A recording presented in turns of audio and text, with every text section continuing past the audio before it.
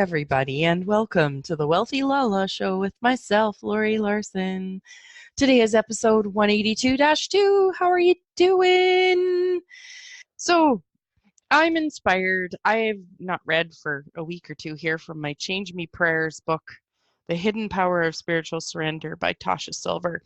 So, it was sitting beside me here just talking, saying, use me today, baby. And I'm like, all right. So, the chapter I opened it up to, or the little story chapter, is number 60, the botulism workshop. So I have not read it yet, so we're going to both be surprised and delighted.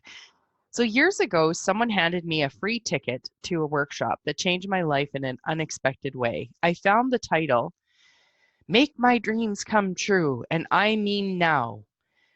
So she found it so odd that she had to go. It was taught by a New York Times bestselling author who shared tricks for attracting your desires. There were colorful posters on the walls with slogans like, you deserve it all, and get everything, you're worth it. During the breaks, the 70s disco classic, More, More, More, blasted over the speakers. He told us that he was a master manifester and taught seminars in every country. He also shared an estate near a golf course with his beautiful blonde wife. But to me, none of that mattered. It was his heartfelt, surprising confession just before lunch that shook my entire world to the ground. He admitted that though his book was currently number 4 on the list, he was deeply disappointed. Why wasn't it number 1? This really tortured him. He genuinely begged us to visualize it, triumph at the top, trouncing all the others for a long, long time. Then could he have some peace. But I only saw one thing. He fulfilled so many desires and still wasn't happy. Now, don't get me wrong. I wasn't judging him. In a funny way, I admired his candor. I honestly felt compassion since under the flash and glamour, he was clearly suffering. His admission hit me like a splash of ice-cold water on a scorching day. I woke up. Suddenly I knew. No matter what manifesting creates, it can never bring peace or contentment. Lifetime after lifetime, it will never, ever be enough. This insatiable ego always longs for more, no matter what it gets. Aptly, my partner and I both got food poisoning at lunch that day and spent the rest of the workshop puking in our room. We joked weakly that spiritual nausea had finally caught up with us. 2 days later, I emerged shaky but transformed. I could finally see how chasing wishes, as seductive and sometimes effective as it could be, was like leaping headfirst down an endless rabbit hole. Actually, that workshop propelled me directly into the waiting arms of the divine. I began to passionately invite a higher plan to truly take over and guide my life. If I knew then what I know now, I would have told the poor guy, listen, if you offer your book to the divine, you won't have to worry if you're even on that damn list. Those who are meant to find your work will. It'll go everywhere it needs to, and you'll be shown the right actions at the right time. Everything that is meant to happen will, plus you'll actually be free to relish it. Anyone can learn this. And so the prayer she has is, change me, divine beloved, into one who offers all desires to you, to do with you as you wish. Let me cast off the burden of longing. May I trust that whatever is meant to happen will always happen. Let me serve you first and foremost in every way. And like I'm really aware that, for me before, I thought like to surrendering to the divine, to beloved, to God, to source, to the universe was like giving myself up. And as a person who has lived or felt like I lived a lot of my life, doing for other people, doing for other people, serving for other people. And I'm talking about giving myself up for it. I'm not talking about my choices like with my kids and stuff.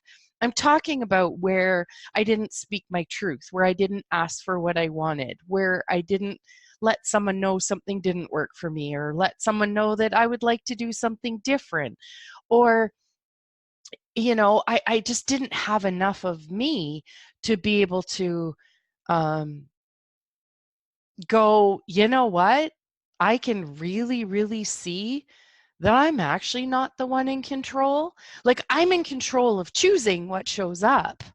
So if the universe plops someone into my, space and says, "Hey, Laurie, would you like to take this job? Or would you like to come and speak here?" Then, I then have sort of control over my action to it, to my response. If someone comes and tells me to my face that I'm a jerk and they'd wish that I would just shut up. Well, I have a choice or control over how I respond. And what I noticed is that there's something so much greater that divinely orchestrates things for us. It supports us, has our back. Um, it brings those things to us that are going to assist us. When I was talking on the show yesterday about how, you ask for something, and then sometimes what seems like SHIT shows up, and you're like, what? Like, I'm finally asking for what I want, and then this feels like this bomb is being dropped, you know? Um, but knowing, if you know that things are, divinely timed, divinely placed, that things are working out for you, if they're always working out for you, then it's like, okay, what's right about this? Could I surrender to this? Could I just let it, you know, um, let it be okay, ask what's right about this. Like, one of the things that I'm noticing too with regards to, like, really listening to Dr. Joe Dispenza's stuff is that, he really talks that we play around in this sort of reality with matter to matter. We try and say, talk to people, we try and do action things. And even Esther Hicks with Abraham, the same thing. We'll try and bang around in this reality by trying to make things different, by changing things, by, words, rules, whatever. Yet if we actually stand back and we surrender to what's going on in the moment, ask for assistance from the universe, God, source, divine, beloved, to assist us in having greater patience, greater ease with the patience, greater with the ease of what's going on. Then there is something else possible, like something else different possible. But what I really noticed too, though, is that when we get really, really tied up in the stress of a situation, or being a victim to a situation, being at the effect of a situation, when we're in that, the world of possibilities is not available to us. So like, even in this story, when she's talking about how the fella, he's at fourth and he's in the he's stressed and upset, or whatever the words are in his world, discouraged, disappointed about being number 4.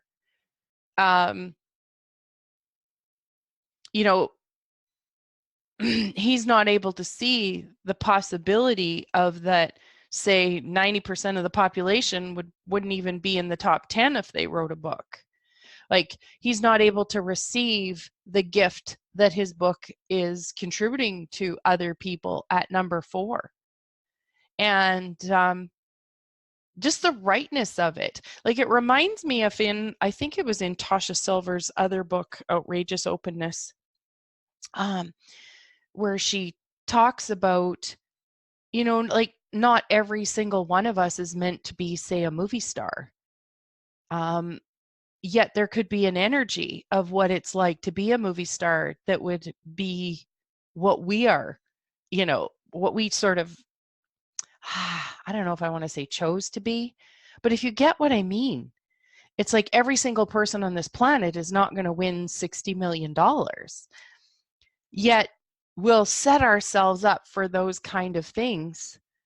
And allow, and this is more the part that I want to talk about, because it's not saying that you can't win 60 million or be a movie star or be a famous singer or, write a best-selling book or something, uh, oh gosh, it's like my mind is seriously going 10 different directions with this, because it's like the more I talk, it's like, oh, I could talk about this and I could talk about this and I could talk about this. And then it's like, oh boy. Oh man. I just find life so incredibly fascinating. There's just so much to it. And it just can be so interesting in my world. Just so interesting. But what's popping up with regards to like this conversation of, him with his book and stuff is I'm really getting more and more, and especially as I've been preparing myself for this Dr. Joe Dispenza workshop, that's really showing up in my world as I'm doing what's called the PowerPoint presentation, the mind movie thing that they want us to do. As I'm doing that every day. So again, for those of you, if you don't know what it is, it's basically like a slideshow of pictures that I pick that represent an energy that I would like to have as my future. And then I have affirmations on it.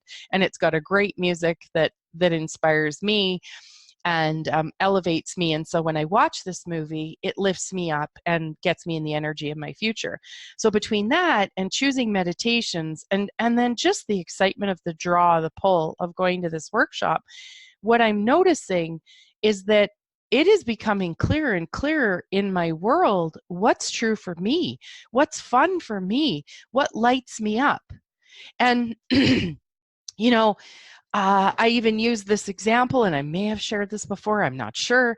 But, a couple people in my life a few years ago, a good, 10, 15 years ago, were building really big houses. And I remember feeling really jealous.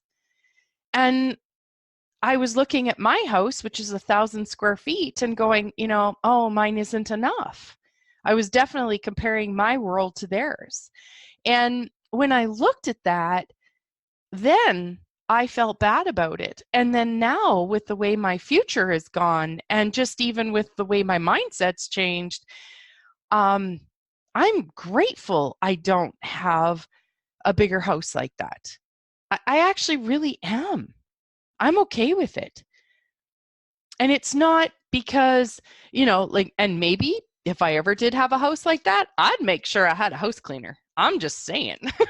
Like if I ever did, I'd hire my friend Tracy and I'd have her house clean for me. So, and now that would be fun, I'd just follow her around the house and then have conversations with her all day.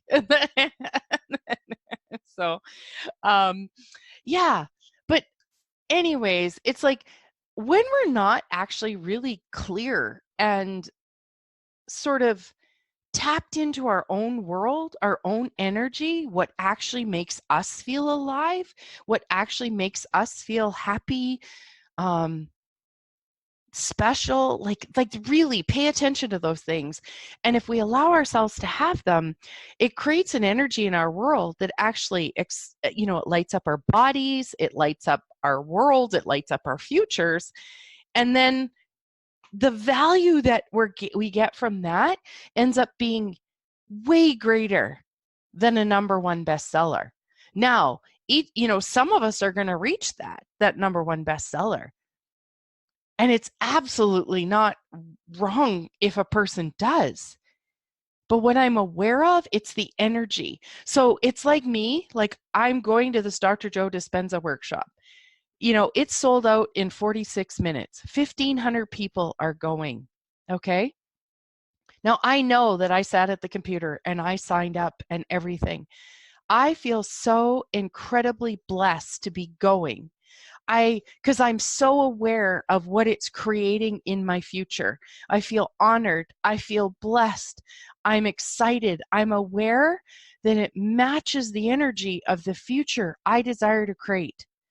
And it's not, but I don't need it to then publicly display it to other people for me to get other people's validation and acknowledgement that I'm better or that I'm greater because of it.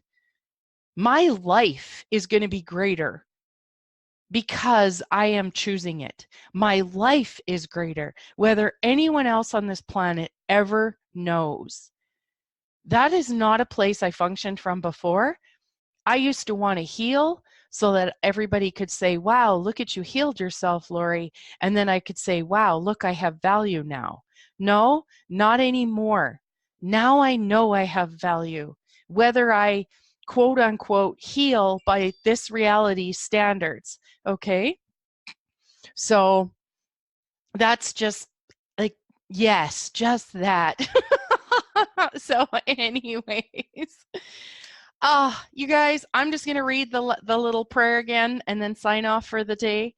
Change me, divine beloved, into one who offers all desires to you, to do with as you wish. Let me cast off the burden of longing. May I trust that whatever is meant to happen will always happen. Let me serve you first and foremost in every way. And on that note, people, I adore you and so grateful for you listening. Thank you. Have an awesome, awesome, awesome, awesome, awesome, awesome day.